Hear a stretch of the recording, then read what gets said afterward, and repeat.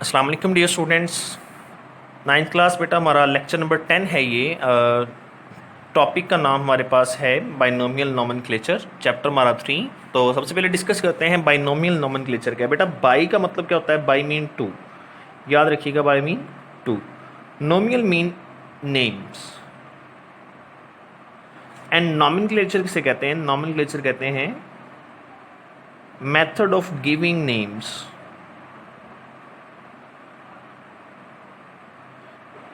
यानी मेथड है जिसके जरिए से हम नाम देते हैं, उसको हम क्या बोलते हैं? नॉमेनक्लेचर। बाई मीन टू, यहाँ टू से मुराद क्या है कि यहाँ पे जो हम भी जो लिविंग ऑर्गेनिज्म को जो साइंटिफिक नेम दिए जाएंगे वो दो वर्ड पर मुश्तमिल होंगे। एक वर्ड उनका जो है वो जीनस से रेफर किया जाएगा जिसको जेनेरिक नेम कहेंगे, दूसरा स्पीशी से कहा जाएगा जिसको स्पेसिफिक नेम भी कहा जा सकता है, याद रखिएगा। Bi mean two. अच्छा, बाइनोमियल नोमेनक्लेचर की डेफिनेशन क्या है? Is a method of giving scientific names to living organism which is comprise of two words. मैंने पहले कहा ना बाई मीन टू, तो यहाँ बेटा याद रखिएगा दो वर्ड्स पर मुश्तमिल नाम होगा।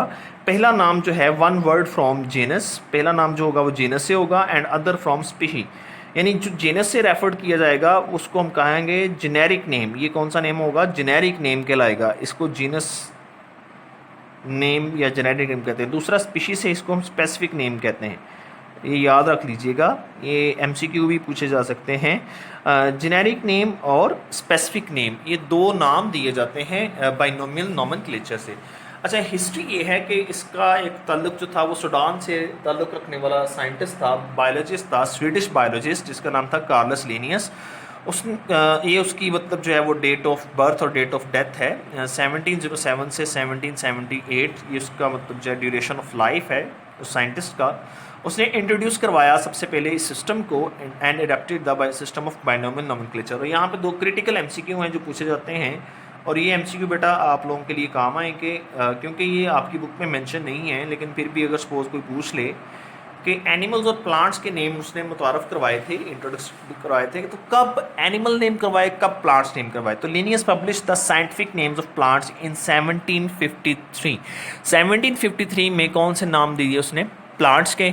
एंड 1758 में जब प्लांट वाला सिस्टम काफ़ी पॉपुलर हो गया, अडेप्टेड हो गया, तो उसने फिर जो है वो एनिमल्स के नेम भी जो हैं वो पब्लिश किए थे। इस system spread rapidly and become popular, many of his names are in use today. Next matter हमारे पास इसका नेक्स्ट जो आर्टिकल आता है वो आता है इसके रूल्स का। देखा जाए ना तो बाइनोमियल नोमेनक्लेचर का जो आर्टिकल है ये लॉन्ग क्वेश्चन है, लेकिन इसमें से कुछ शॉर्ट क्वेश्चन भी आ सकते हैं जिसमें रूल्स आ सकते हैं, डेफिनेशन ऑफ बाइनोमियल नोमेनक्लेचर आ सकती है, इसके अलावा हिस्ट्री आ सकती है। अभी जो तीन मैंने हेडिंग्स आप लोगों के साथ आज डिस्कस करनी है ना, वो हमारे पास थी डेफिनेशन की, हिस्ट्री की और रूल्स की। इसकी जो रिमेनिंग हेडिंग्स हैं वो हमारे पास सिग्निफिकेंस की आ जाती है, एग्जाम्पल्स की आ जाती है, और वो कुछ कॉमन नेम्स हम डिस्कस करेंगे वो कल को इंशाल्लाह जो है, यानी नेक्स्ट वीडियो लेक्चर्स में इंशाल्लाह हम उसको डिस्कस करेंगे। तो अभी जो हमारे पास बेटा आर्टिकल आता है ना वो रूल्स ऑफ बाइनोमियल नोमेनक्लेचर है। तो some of the rules of our binomial nomenclature are listed as below. वो कौन कौन से रूल हैं? Scientific names are usually printed in italics, यानी इसको जब प्रिंट करना है ना तो प्रिंटिंग फॉर्म में जब भी इसको यूटिलाइज किया जाएगा साइंटिफिक डॉक्यूमेंटेशन के अंदर, तो याद रखें इसको इटैलिक स्टाइल में लिखा जाएगा। लेकिन अगर आप हैंड राइटिंग में लिखेंगे, हैंड राइटिंग के लिए आपको क्या करना पड़ेगा? वर्ड लिखकर उसको क्या करेंगे? अंडरलाइन, यानी जीनस का वर्ड लिखा अंडरलाइन, स्पीशी का वर्ड लिखा तो अंडरलाइन, ये चीज़ें याद रख लेनी है, ठीक है।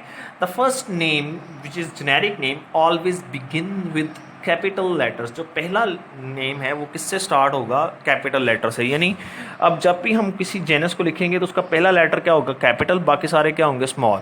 लेकिन जो स्पीशी है उसमें कोई भी लेटर जो होगा वो कैपिटल नहीं होना चाहिए, याद रखिएगा, ठीक है। While species name, second name जिसको हम कहेंगे नेवर कैपिटलाइज्ड, उसमें कोई भी वर्ड जो होगा वो कैपिटलाइज्ड नहीं होगा, चाहे आपने वो वर्ड जो है वो किसी प्रॉपर नाउन से क्यों ना लिया हो, तो आप उसको कभी भी कैपिटलाइज नहीं करेंगे। ये था सेकंड रूल। यानी पहला रूल ये था कि हम उसको इटैलिक स्टाइल में लिखेंगे अगर प्रिंटिंग करेंगे, और अगर हम हैंड रिटन स्टाइल में आएंगे, हाथ से लिखेंगे, तो उसको अंडरलाइन करेंगे। दूसरा रूल क्या था कि जो पहला नेम है और उसका जो फर्स्ट लेटर है वो कैपिटलाइज होना चाहिए, वो कैपिटल होना चाहिए, और बाकी लेटर जो है वो स्मॉल होने चाहिए, यानी जेनेरिक नेम की बात की। उसके बाद हम बात करें स्पीशी के नेम्स की, यानी स्पेसिफिक नेम की, तो उसका कोई भी वर्ड, कोई भी लेटर जो है वो कैपिटल नहीं होना चाहिए। ये बड़ी इंपॉर्टेंट दूसरा जो हमारे पास रूल था, ये आप लोगों ने नोट कर लेना, ठीक है।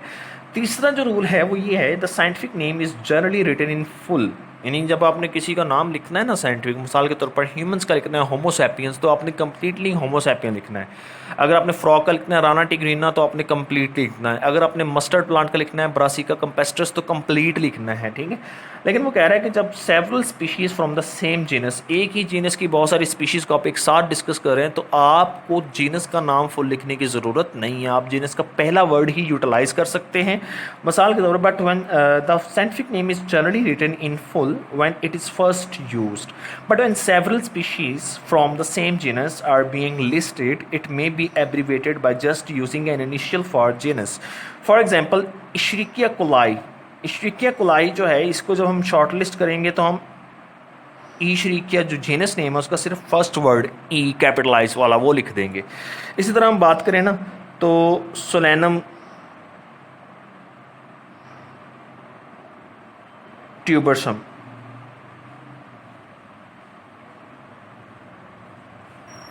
साइंटिफिक नेम ऑफ पोटैटो, इसको शॉर्ट लिस्ट करके लिखूं तो उसको लिखेंगे एस ट्यूबरसम।